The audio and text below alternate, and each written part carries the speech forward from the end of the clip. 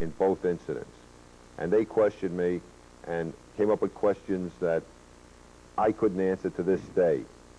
And I have a big problem with boards who analyze. It sounds as if Gordy, what he went through, they were prepared and they treated him properly. I know of many officers who have gone down for psychological testing and not been treated properly. But in some instances, there has to be, for all shooters, psychological testing after a shooting. Again, we do not want to put the Dirty Harry type of person back out in the street, and it can happen. People do slip into our departments through all the psychological testing, and we do put a product out in the street that gets involved in 5, 6, 7 shootouts. I think after the period, maybe if 3 shootouts is perfect. On a 4th shootout, maybe this person should be brought into headquarters or into the training division for a period of time and receive psychological assistance once or twice a week before he's put back out in the street again. Okay, I think that's important to hear that, and I know that in the last few years, a lot of things have changed in law enforcement. A lot of administrative things have changed also. We learn from past mistakes. We also learn to take advantage of information that we get through many situations. From what I know about it, having talked to the people who deal with this type of thing in law enforcement, also at our academy, I know that most law enforcement departments now are really doing whatever it is that they can do to provide these type of services for people. It's a recognized, valuable thing. And I think that, as I said before, we learn from past mistakes. We do things a little differently, and hopefully that's a sign of a good law enforcement department to build on the past. So our purpose here, again, I think is very clear to show how things do change. I think we are being pretty proactive in a lot of areas rather than reactive. You mentioned us training differently as a reaction to what we experienced. Well, if we didn't change, I think we'd have a problem with that. But we are also getting to be more proactive in a lot of ways, and that is understanding that there are certain things that administration has to do. They're taking that responsibility for a number of reasons, and they are working with it. Proactive in things like physical fitness and training, because it's taken for granted that these type of things lead to officer safety too, especially when we look at the type of confrontations which have occurred from your study and also from some of the things that we know happen out there in the street.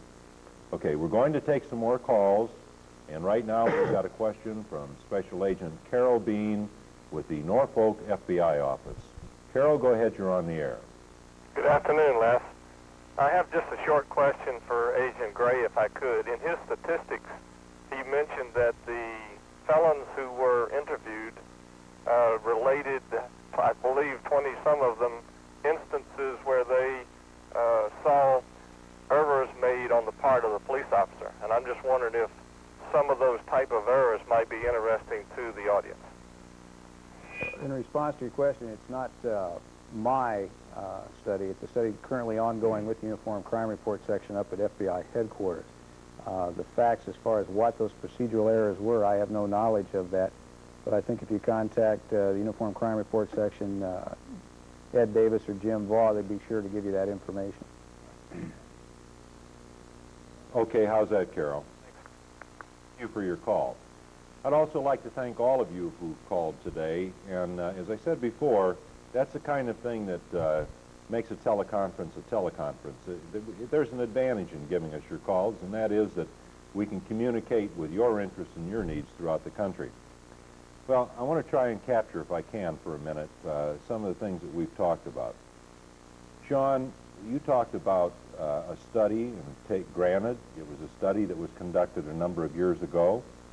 It was conducted in a big police department, New York City Police Department, perhaps the largest department in this country, certainly one of the largest in this country.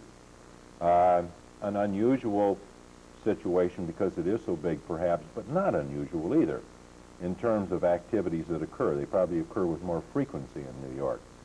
The real message that we get out of what you presented, or at least from my viewpoint, is that confrontations, take a look at what's happening out there. Recognize that the type of individual that you're dealing with, size-wise, age-wise, attitude-wise, should tell an officer on the street a lot about how they're going to handle that situation. that it's basically not the smaller or taller person who's going to threaten you with a gun.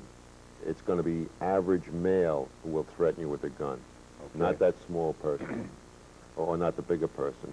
But again, when we deal with assault situation, it's going to be a bigger person who's going to assault you. Sure. Average about 5'11", 5'10 and a half, 5'11". All right. And I think that the insight that Bob, both you and Gordon gave us about, we hear this is what happened out there. We hear from you that awareness and nonverbal communication is pretty important. There's things you can do to save your life if you look, if you think, if you stay mentally aware. The experience that you showed us, Gordon, in actually what happens. Bob said, I did this. You said, I did this. You gave us what it's like to actually be there. And I think from what both of you have said is that when you use your head, even if you are injured, you have a natural reaction to do certain things. If you're thinking about the job, if you've conditioned yourself the right way. And John, certainly what you said in the area of training, I can relate back to a statistic that Bob gave in relationship to the single fire hit versus double action hit.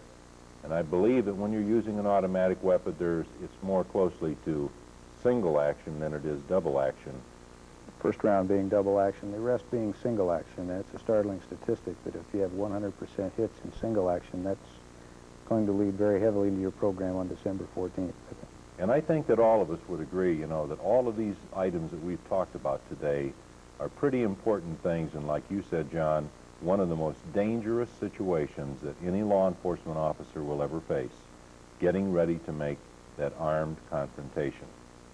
Okay, well, I would like to thank personally each one of our presenters who are with us today, Bob and Sean, for sharing the time with us now. I know you're both retired from the police department, but we appreciate your being here with us today. And I'd like to thank you for being here. Thank you, Les. Gordon, you've sacrificed your birthday, but you also provided us with some information that I think was really valuable. It was something that I think each of us could get something out of, stopping to think about it. I'd like to thank you for coming up and being with us today, Gordon. Thanks for having me, Les. And John, I'd like to thank you also for being with us and sharing some of the things that you did above and beyond simply that prepared material that you had and some of the insight that you gave us in reactions and type of weapons we're using. I hope that we provided you with a balanced show today. I hope that the program has been more instructional for you. And what we've tried to do today is blend both an academic approach and a statistical approach with a personal experience approach and also with a practical implementation approach. I want to thank all of you out there who attended today. I want to thank all of you who helped sponsor this program, and we'll see you next week on LESTN. I'm Les Davis.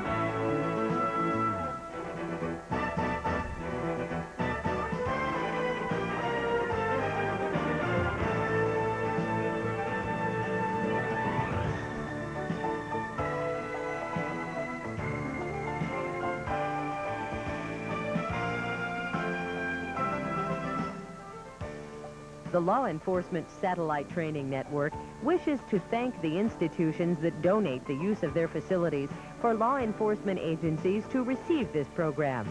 Your contribution to the success of our network is sincerely appreciated. This has been a presentation of the Law Enforcement Satellite Training Network.